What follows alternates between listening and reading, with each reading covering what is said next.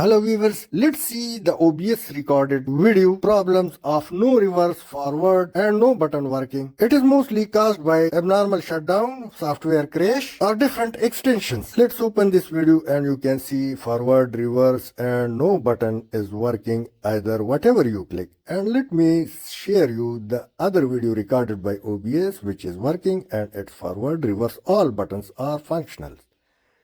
Now let's fix this issue.